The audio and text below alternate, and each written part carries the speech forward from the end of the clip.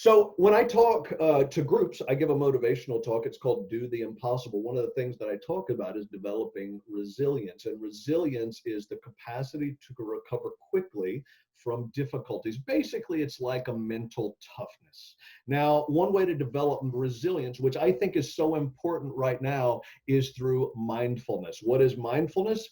Mindfulness is basically it's mentally staying present in the moment so you're not distracted. Now, there are a lot of things in today's world that distract us, but mindfulness is about staying focused on what is happening right there at that moment. So one of the things is I was doing research on this, and I've been studying resilience for a while, and I was looking on mindfulness, and one of the things that I read said that much like the saying you are what you eat, they made the point that you gradually become what you focus on, what you focus your attention on. Now in my talk I talk about the power of imagination, and when part of the presentation talking about imagination, I say that the things that the mental images that you create in your mind are ultimately the beginning of the act of creation. Those things become true over time. I think it is the exact same thing as what I read, where the person said you gradually become what you focus your attention on. So let's talk specifically about mindfulness, though. Mindfulness, yes, it is about being in the moment, and it is about sort of accepting the feelings that we have, but it's not trying to change your feelings. And I think that's important because right now there's a lot going on in the world. Mindfulness doesn't judge your feelings, and it doesn't. There's no judgment as to if you're feeling bad. It's not.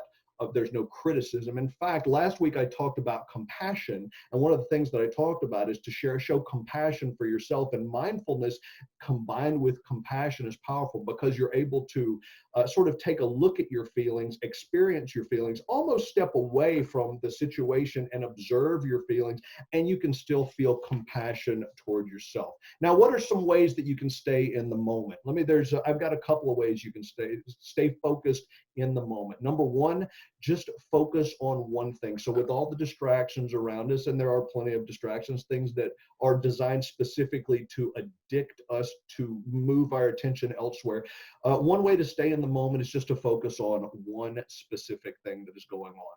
You can also focus on your breath. This is an exercise I like, where if there's a lot going on and you're almost feeling overwhelmed, just kind of focusing on your breath, breathing in, breathing out, and just kind of focusing on that and just letting everything else just kind of fade away helps you kind of stay grounded. And then there's another, there are a lot of yoga teachers and different people who talk about mindfulness, and a lot of meditation practices are focused on helping you be mindful in the moment. So sort of what I think the whole idea here is that instead of being reactive, so you find yourself in a situation, maybe you're sad, maybe you're overwhelmed, maybe you're frustrated, maybe you're depressed. But instead of being reactive to that and letting your emotion drive your actions, the better thing and the more mindful thing to do, at least for me, would be to focus on my breathing. And what happens when I do that is it lets me step into like airplane mode, where I'm able to look down at the situation and I'm able to be a little bit more objective. Now, it doesn't mean that I'm not experiencing my feelings. The whole point of mindfulness is to accept your feelings and to experience the feelings, but then to try to step away a little bit and say, now, what is this feeling that I'm having? If you're sad, say, okay, I'm sad, and just accept that is the situation.